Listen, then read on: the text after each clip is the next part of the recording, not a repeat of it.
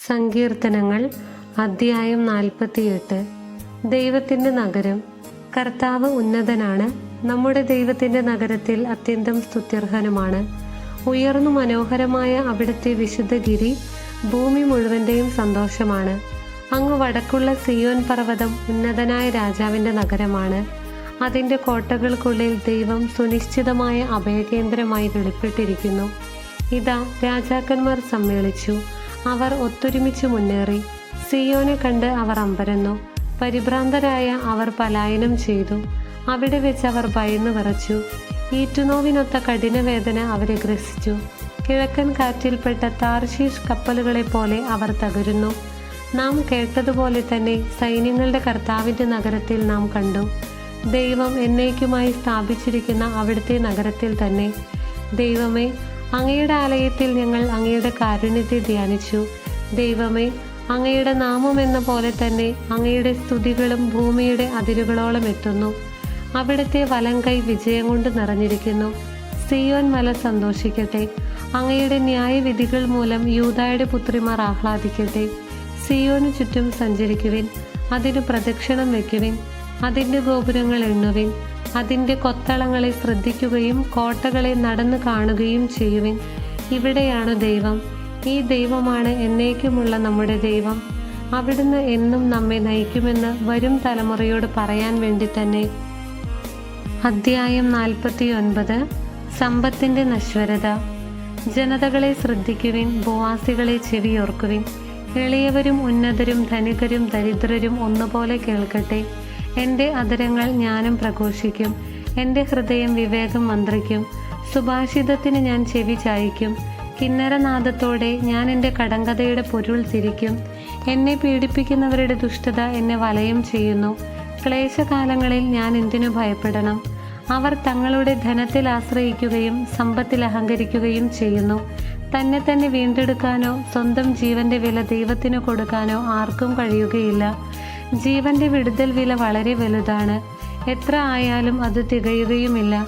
എന്നേക്കും ജീവിക്കാനോ പാതാളം കാണാതിരിക്കാനോ കഴിയുന്നതെങ്ങനെ?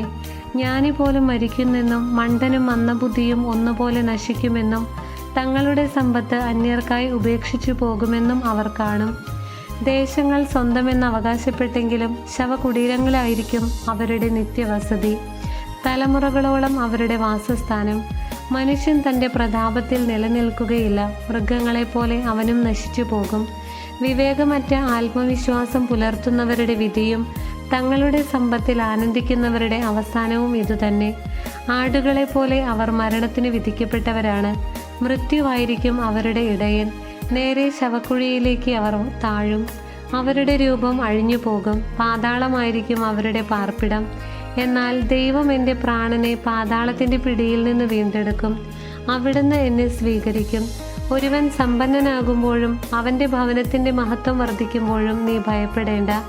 അവൻ മരിക്കുമ്പോൾ ഒന്നും കൂടെ കൊണ്ടുപോവുകയില്ല.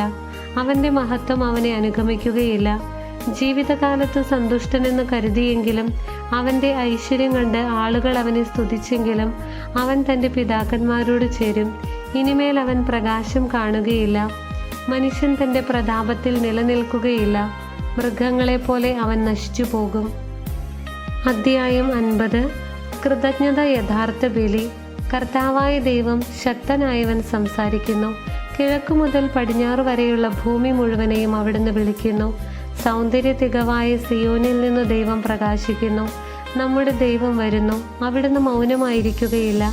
അവിടുത്തെ മുൻപിൽ സംഹാരാഗ്നിയുണ്ട്. അവിടുത്തെ ചുറ്റും കൊടുങ്കാറ്റിരമ്പുന്നു. തൻ്റെ ജനത്തെ വിധിക്കാൻ അവിടുന്ന് ആകാശത്തെയും ഭൂമിയെയും വിളിക്കുന്നു. ബലിയർപ്പണത്തോടെ എന്നോട് ഉടമ്പടി ചെയ്തിട്ടുള്ള എൻ്റെ വിശ്വസ്തരെ എൻ്റെ അടുത്ത് വിളിച്ചുകൂട്ടുവിൻ. ആകാശം അവിടുത്തെ നീതിയെ ഉദ്ഘോഷിക്കുന്നു. ദൈവം തന്നെയാണ് വിധികർത്താവ്. എൻ്റെ ജനമേ, കേൾക്കുവിൻ, ഞാനിതാ സംസാരിക്കുന്നു. ഇസ്രായേലേ, ഞാൻ നിനക്കെതിരെ സാക്ഷ്യം നൽകും. ഞാനാണ് ദൈവം, നിന്റെ ദൈവം. നിന്റെ ബലികളെക്കുറിച്ച് ഞാൻ നിന്നെ ശാസിക്കുന്നില്ല. നിന്റെ ദഹനബലികൾ നിരന്തരം എൻ്റെ മുൻപിലുണ്ട്. നിന്റെ വീട്ടിൽ നിന്ന് കാളയെയോ നിന്റെ ആട്ടിൻപറ്റത്തിൽ നിന്ന് മുട്ടാടിനെയോ ഞാൻ സ്വീകരിക്കുകയില്ല. വനത്തിലെ സർവ്വമൃഗങ്ങളും കുന്നുകളിലെ ആയിരക്കണക്കിന് കന്നുകാലികളും എൻ്റേതാണ്. ആകാശത്തിലെ പറവകളെ ഞാൻ അറിയുന്നു. വയലിൽ ചരിക്കുന്നവയെല്ലാം എൻ്റേതാണ്. എനിക്ക് വിശന്നാൽ ഞാൻ നിന്നോട് പറയുകയില്ല. ലോകവും അതിലുള്ള സമസ്തവും എൻ്റേതാണ്. ഞാൻ കാളകളുടെ മാംസം തിന്നുമോ? ആടുകളുടെ രക്തം കുടിക്കുമോ? കൃതജ്ഞതയായിരിക്കട്ടെ നീ ദൈവത്തിനർപ്പിക്കുന്ന ബലി. അത്യുന്നതനുള്ള നിന്റെ നേർച്ചകൾ നിറവേറ്റുക. അനർത്ഥകാലത്ത് എന്നെ വിളിച്ചപേക്ഷിക്കുക, ഞാൻ നിന്നെ മോചിപ്പിക്കും. നീ എന്നെ മഹത്വപ്പെടുത്തുകയും ചെയ്യും. എന്നാൽ ദുഷ്ടനോട് ദൈവം പറയുന്നു, എൻ്റെ നിയമങ്ങൾ ഉരുവിടാനോ എൻ്റെ ഉടമ്പടിയെക്കുറിച്ച് ഉരിയാടാനോ നിനക്ക് എന്തു കാര്യം? നീ ശിക്ഷണത്തെ വെറുക്കുന്നു, എൻ്റെ വചനത്തെ നീ അവഗണിക്കുന്നു. കള്ളനെ കണ്ടാൽ നീ അവനോട് കൂട്ടുചേരും, വ്യഭിചാരികളോട് നീ ചങ്ങാത്തം കൂടുന്നു. നിന്റെ വായ് നീ തിന്മയ്ക്ക് തുറന്നിട്ടിരിക്കുന്നു, നിന്റെ നാവ് വഞ്ചനയ്ക്ക് രൂപം നൽകുന്നു. നീ നിന്റെ സഹോദരനെതിരായി സംസാരിച്ചു കൊണ്ടിരിക്കുന്നു, സ്വന്തം സഹോദരനെതിരെ നീ അപവാദം പരത്തുന്നു. നീ ഇതെല്ലാം ചെയ്തിട്ടും ഞാൻ മൗനം ദീക്ഷിച്ചു. നിന്നെ പോലെയാണ് ഞാനും എന്ന് നീ കരുതി. എന്നാൽ ഇപ്പോൾ ഞാൻ നിന്നെ ശാസിക്കുന്നു, നിന്റെ മുൻപിൽ ഞാൻ കുറ്റങ്ങൾ നിരത്തി വയ്ക്കുന്നു. ദൈവത്തെ മറക്കുന്നവരെ ഓർമ്മയിലിരിക്കട്ടെ, അല്ലെങ്കിൽ ഞാൻ നിങ്ങളെ ചീന്തിക്കളയും. രക്ഷിക്കാൻ ആരും ഉണ്ടായിരിക്കുകയില്ല. ബലിയായി കൃതജ്ഞത അർപ്പിക്കുന്നവൻ എന്നെ ബഹുമാനിക്കുന്നു. നേരായ മാർഗത്തിൽ ചരിക്കുന്നവന് ദൈവത്തിൻ്റെ രക്ഷ ഞാൻ കാണിച്ചു കൊടുക്കും. ദൈവമായ കർത്താവിന് സ്തുതി.